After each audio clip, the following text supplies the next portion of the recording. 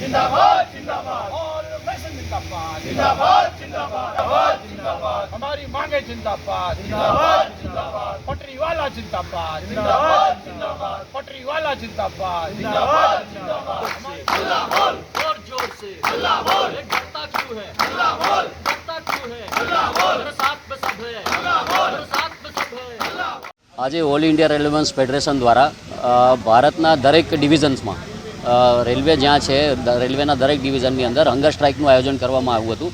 એની પાછળ અમારી ઘણી બધી માંગો હતી.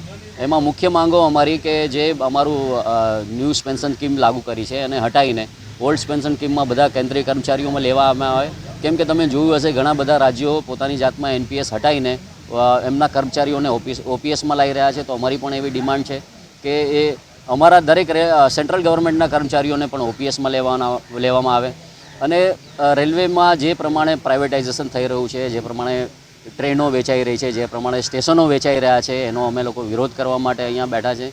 પ્લસ જે નિગમીકરણ નિજીકરણ ચાલી રહ્યું છે એનો અમારો વિરોધ છે. અમારા લગભગ સેફટી કેટેગરીની અંદર 1 લાખથી ઉપર પદો ખાલી હોવા છતાં પણ સરકાર એને ભરવા તરફ કોઈ ધ્યાન નથી આપી રહી. રેલવે કોટોરની હાલત જર્જરિત થઈ ગઈ છે. એને રિપેર કરવા માટે રેલવે પાસે ફંડ નથી. રનિંગ સ્ટાફની અમારી એક ખરાબ હાલતમાં કામ કરી રહ્યું છે. ટ્રેકમેનની પણ એવી જ હાલત છે.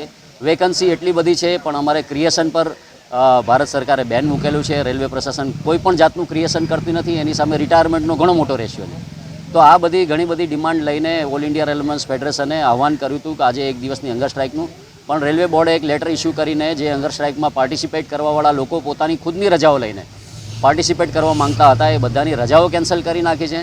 એટલે અમે હંગર સ્ટ્રાઇકની જગ્યાએ હંગર સ્ટ્રાઇક કેન્સલ કરીને અમે લોકો પણ ભારતના સંવિધાનમાં જે અધિકાર આપેલો છે કે કોઈ પણ વ્યક્તિ શાંતિપૂર્ણ રીતે પોતાની માંગો માટે લડી શકે છે, તો અમે અધિકારને ઉપયોગ કરીને અમે શાંતિપૂર્ણ રીતે અમારી માંગો માટે આજે આ ધરણાનું આયોજન કરેલું છે. રેલ કર્મચારી એટલા હેરાન થઈ ગયા છે કે જો એમની માંગ હજુ પણ સાંભળવામાં નહીં આવે તો આનાથી પણ અમે ઉગ્ર આંદોલન કરીશું. પછી સરકાર ભલે અમને ના પાડે છતાં પણ અમે હંગર સ્ટ્રાઇક કરીશું. અને જો જરૂર પડે તો અમે લોકો હંગર સ્ટ્રાઇકની બદલે ઓલ ઇન્ડિયા લેવલ પર સ્ટ્રાઇક કરીશું. અને રેલ રોકવાની પણ અમારી કોશિશ છે. જો જરૂર પડે સરકાર નહીં સાંભળે તો અમારી પાસે એના સિવાય બીજો કોઈ રસ્તો બચતો નથી.